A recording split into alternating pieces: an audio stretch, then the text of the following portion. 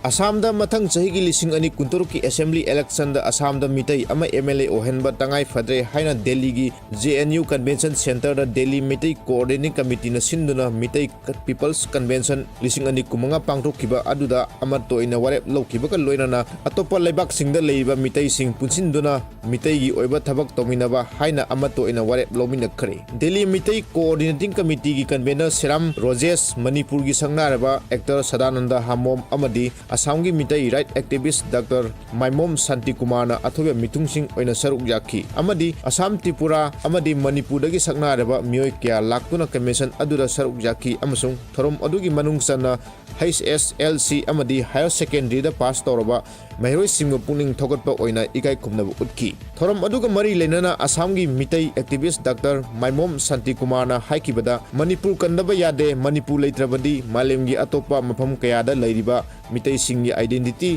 layaroi sahi tayat khutaklu roba matung Manipur bu awagi makutagi munba ngomkiba asida Assam gi kasada leiriba mitai singna asobo thogdang lawki ngasisu Manipur awaba pibamda leire Manipur kanbada Assam khakta natana malemda hingliba mitai singi thogdang yamna chauna lei haiki mahangna makha tana hai Assam da hingliba mitai kangluk asi hiram khudimokta sothaduna leiri sahi yangkai chupna Assam assembly da mitai gi mihut layaktabana maram oiraga Manipuri ama oibagi phangpham thokpa citizen ama oibagi hak phanglaktaba amadi haurakliba naha singi tungi punsi kari oirakani haiba tambang ngamdabagi phibamda leire maram asina kasar Assam gi mitai singi economy amadi socio political gi phibam phagathanabagi tangai phadaba leire haiki amoromda Assam da British record ta iramlaba ebo origin tribe oriba mitai singbu ST status pibinaba amadi mitai taba lamsing punsilaga satellite autonomous council ama ohenaba taksiliba asi Pangnaba honabada Assamda mitai MLA ama tangai phadre haiki maram asina lakliba lising ani kuntaruki Assam Assembly election da mitai ama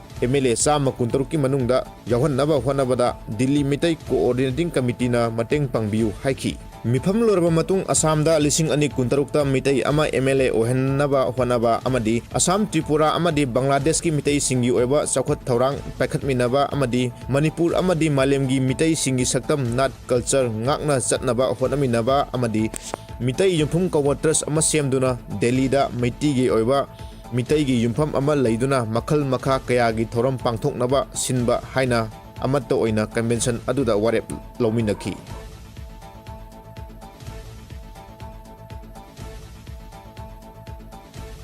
Maitai singna khundaba mafam singa naknana leiba suspension of operation suda leiba kuki lalholup singi designated camp tare lokthok lagani hairi Ministry of Home Affairs ki official singa ngarang suda leiba kuki lalholup singi lusingba singa New Delhi da unadana wadi sanaki ngarang numidang unakiba aduda thoglebe irang asigi yenglaga maitai singna khundaba chingkhong singyagi mafam singda nakna leiba kuki lalholup singi camp tara marigi manungda tare lokthokpada nakal ani na yanaki hairi Home Ministry na phongdorokpada mifam asina lut tawkiba khulai sing mapung phana lokhatpa amasung national highway singda ningthina chathok chasin tawba yanaba maru oina khanaki hairi adum oinamak sugi yanaba makhata na sangdok kadra natraga sangdok loidra haibagi matangdadi nakal ani maknai yanaba ama purakpa ngamkhide loinana sangdokpa sangdoktaba haibasi ground rule sing nakna salibra amadi atai phibam singda yimpham oigani hairi ngarangi wari sanaba asina tha asigi haukiba tang mapanda wari sanakhiba adugi matung anirak subani ningsingba yabadi Manipur lengaki oinadi sugi yanabada yawaroi haina lising ani kumadigi February gi tang 18 dagi handokhibani